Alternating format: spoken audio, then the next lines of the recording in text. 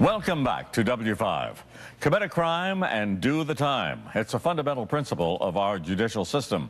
The idea that lawbreakers will be caught, tried, and incarcerated for committing serious crimes. It's certainly reassuring to victims of crime to know their offenders will be off the streets. But not everyone benefits when an offender goes to prison. In fact, putting convicts behind bars often has a terrible effect on one group of innocent people, the children of those convicts, young people who have done nothing wrong themselves, but because of the reckless actions of one of their parents, must often contend with stigma and isolation, forced to serve a kind of family time. But a small Canadian organization is looking to change that. Here now is Beverly Thompson with a new approach that's hoping to keep families connected and give convicts a reason not to reoffend. It's a typical evening in the Lang household. Mom Renee is sitting with daughter Madison and son Mason writing letters. Love. Okay, wait, we're not there yet. Bye. But they're not writing to their grandparents or a distant relative. The letter is for their father. Madison is the baby. She's very petite, and you think, oh, she's so cute and delicate, and she's not. Mason is my very intellectual kid. When you think he's not paying attention, he's paying full attention. The kids seem happy enough, but 10-year-old Mason and his 5-year-old sister Madison live with a terrible burden. Their father is in jail. He's been behind bars for the past year, and he won't be coming home for another 6 months. What do the children, Madison and Mason, understand about where their father is? They know he's in jail, and they know that he did something wrong to go to jail, and they know that he was punished, and this is what he, what he has to do to make it right. But I don't think they actually know what he's in for, but we haven't lied to them about it. They know that Daddy did something wrong, and he's in jail. Renee and Jay were just kids themselves when they met, and they quickly started a family. I met Jay when I was 18, so we were together for 10 years. I talked to him 2-3 times a day still. And what is he in prison for? He's selling drugs. What do you think about your daddy in jail? It's not very nice. And what does he tell you when you come to see him? He'll be out soon. I bet you can't wait. I'm excited. Forgotten, invisible. Some people have used the term collateral damage in terms of prison. Child psychologist Linda Baker has spent years working with children separated from their parents by the prison system. The general public does not have a lot of sympathy for people who end up on the wrong side of the bars. And unfortunately, these children are innocent but become victims indirectly. For Maddie and Mason, writing letters to Dad is something they can't wait to do every day. To Daddy. Hi, Daddy. How are you? What are you doing? Do you like the snow? I like the snow. I had a good day today. I miss you and I love you. But letters aren't nearly enough. Every other Sunday, Renee and the kids gather with other moms and their children in a suburban parking lot. There's a bus waiting for them, a bus that will take them on a 2.5-hour journey to visit their dads. The bus is provided by F.E.A.T, a non-profit organization that offers support to children of incarcerated parents. F.E.A.T stands for Fostering, Empowering, and Advocating Together. The bus is on the road every weekend visiting 9 different prisons. It's a 2.5-hour ride in some pretty nasty weather conditions. Can't hear you guys, boys. Now, are you guys gonna play? Remember we played Hangman last time, or maybe you want to do Matt? Well, I can take guess too. Let me take guess. Jessica Reed is founder of F.E.A.T. She has a background in child psychology, and she clearly has a passion for the children on the bus. In addition to keeping the kids entertained, she does her best to prepare them for their time with Dad. Did you tell Daddy about the girls' retreat when we saw your big sisters and your little sisters? These children are considered forgotten in Canada. And to give you a bit of an idea, there's 180,000 children every year affected by parental involvement in remand centers. So we need to recognize the children have done nothing wrong, and if we don't support them, they're more likely to follow in their parents' footsteps. And so it's important to provide support and allow them to express their feelings in a variety of settings. There's a waiting list for the bus every week. The moms are asked to make a $35 donation, but the kids always ride for free. For these families, the bus is a lifeline. Without it, they just wouldn't be able to afford to visit their loved ones behind bars. Tell me about the bus ride. Oh, the bus rides, it can be very entertaining. There's lots going around because there's usually the bus is full. There's lots of kids on the bus, so the kids get to play. Maddie's favorite part is the drawing on the windows. They can draw on the windows. They can draw on the windows. They give them those erasable markers, and they just go to town on the windows. Now, is Daddy a good card player? Yeah. The J stands for my dad's name. Oh, right. John. Jessica has experienced up close the pain of children separated from their fathers. She knew she had to do something. So when I was out west, I was a teacher, and 3 of my students had dads that were in custody. And I saw the devastation that this had on them. They were crying for their dads, and for me, I connected with that. This need to help and comfort children forced to grow up without their fathers was rooted in her own childhood. So tell me a little bit about your life growing up. My mother was young when she had me, and so my grandmother and my grandfather raised me. And then when I was about 5 years old, she met somebody and she married, and then I moved in with them. You know, you were separated from your biological father, and then came the time when you connected with him. Tell me about that. My grandparents actually told me that my biological father was Derek Reed, and so I kind of typed it into the internet and kind of see who this person is. Meantime, Derek was living his life as a money trader in Toronto's financial district. He had no idea he had a daughter and was caught completely off guard when Jessica's boyfriend called him out of the blue. And so I said, here, I'll give you my email address so she can give me a call or an email, and we'll start it that way. And then you start off with the simplest thing, like, do you like peanut butter? Yeah. Then you got to be my daughter because I love it. And do you like sports? And it was unbelievable how many things were so much in common, and yet we'd never been together at all. And then finally, we had that, we got to meet. What was that like? She lives at the same house that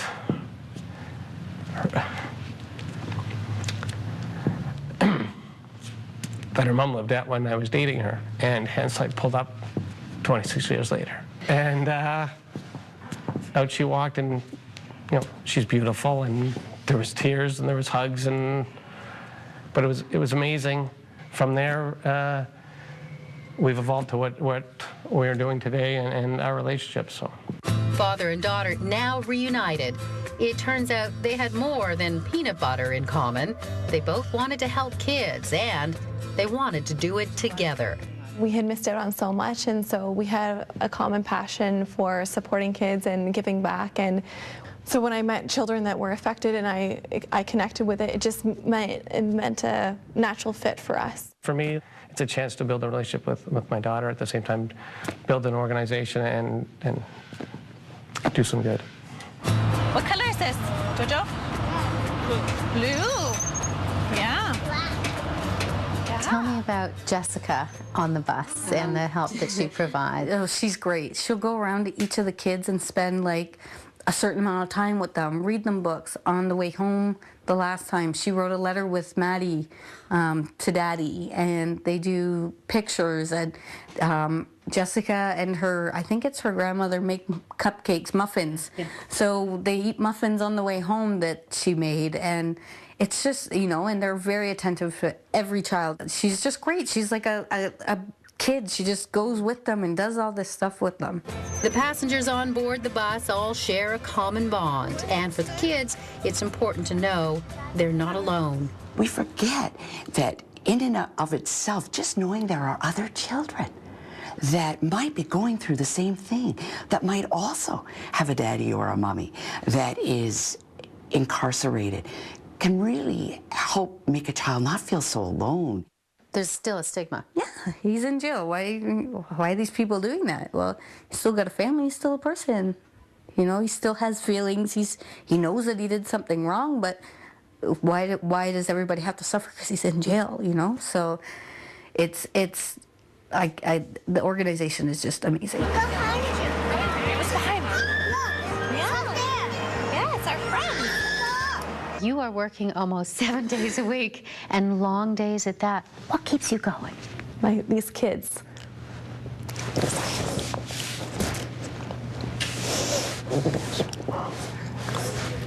You're gonna make me go.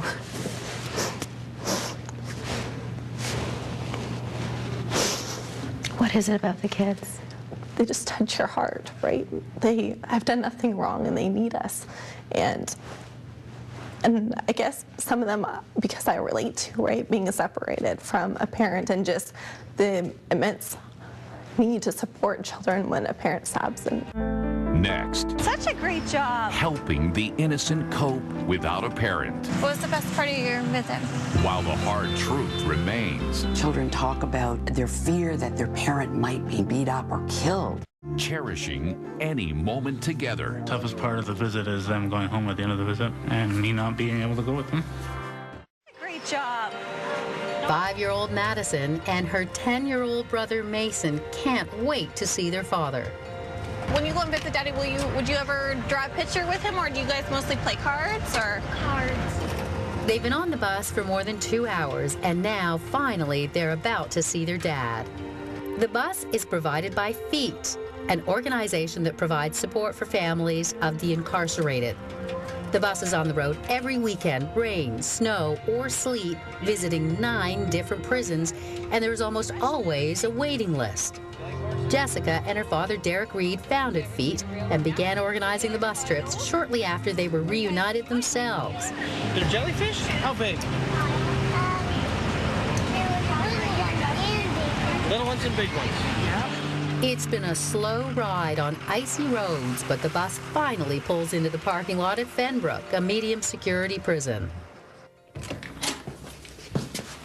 For this visit, the kids are ushered into a private room for their 4-hour-long visit with Dad. Maddie first. Daddy. Oh, Hi, guys. Try to pick me up. You're too big. How are you guys? Good. How are you? Okay. Well, that means a lot. Like, it was 7 months before I got to see them, before they could actually come here, so it's pretty special. To actually be able to interact with them and touch them and hug them and kiss them, it's big. Toughest part of the visit is them going home at the end of the visit and me not being able to go with them.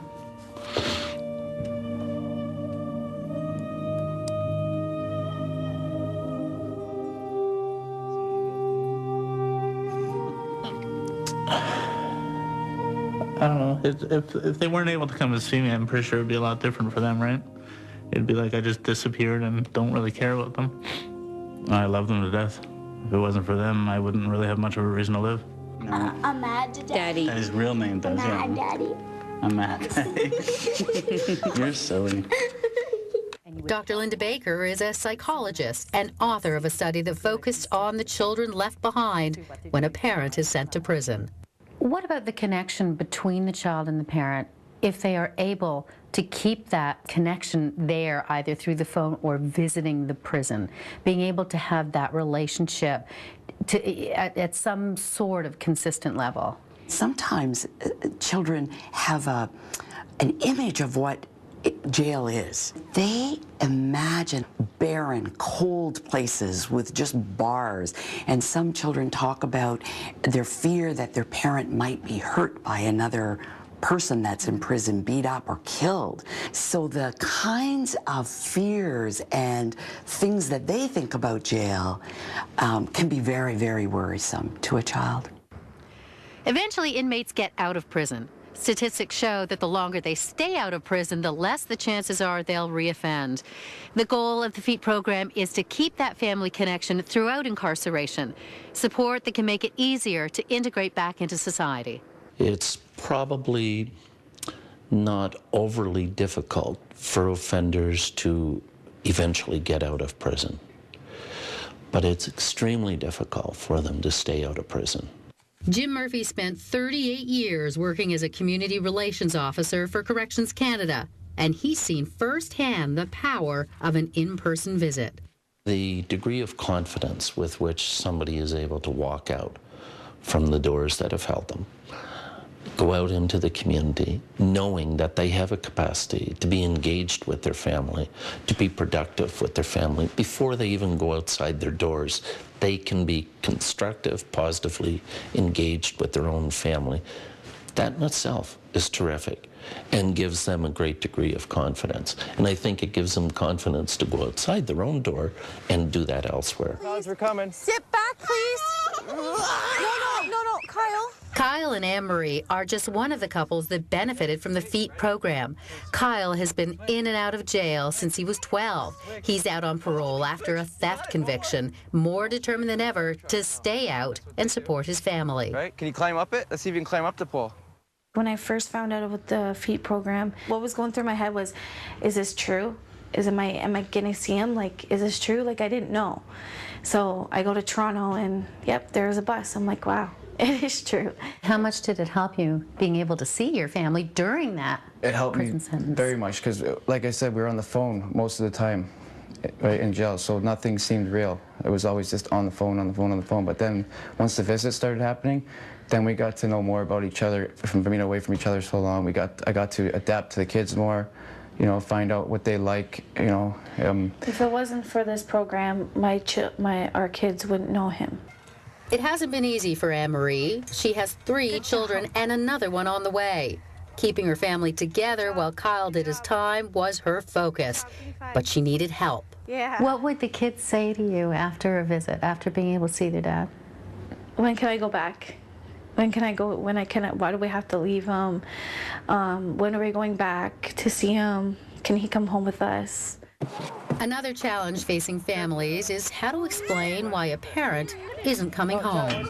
They might say that the parent that is incarcerated is away on work. They might say they're visiting a relative, they're with their sister or their brother. They may come up with anything that's more. They may say that they are ill, that they're in the hospital, and again, less stigma with that for the child. So they'll create some sort of reason for that parent's absence. And they were curious too, the kids, like, where are you, Daddy? Where are you? And we kind of, you know, gave my little white tail, white lie. They were building a jail right beside the prison where I'm in, and there's big windows there. So I pointed over there, I'm like, Daddy's working, he's building the jail. He has to stay here, right? I saw your kids hugging you. Yeah. How does that feel? Amazing. It feels amazing, and I don't want to lose that no more. That's the thing that keeps me going, is the time with the kids and knowing that, you know, they need me. They look up to me, and her as well, right?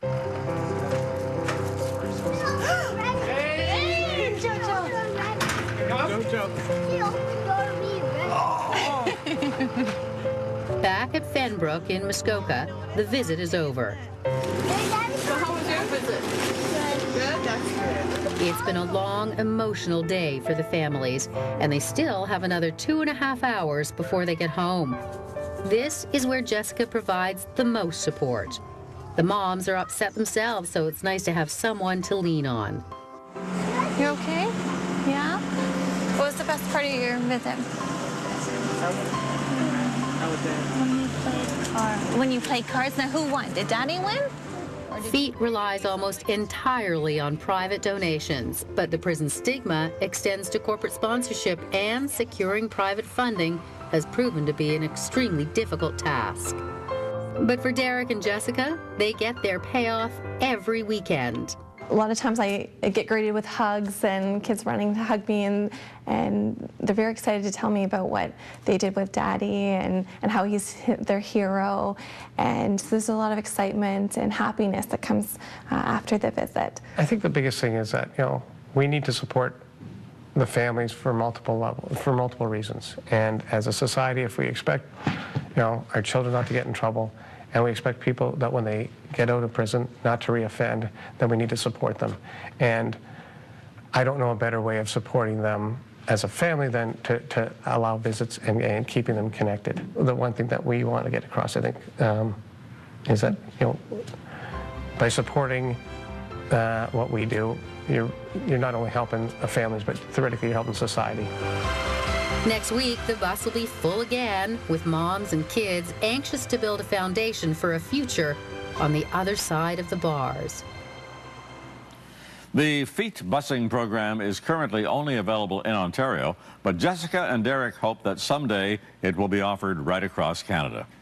We'll be right back.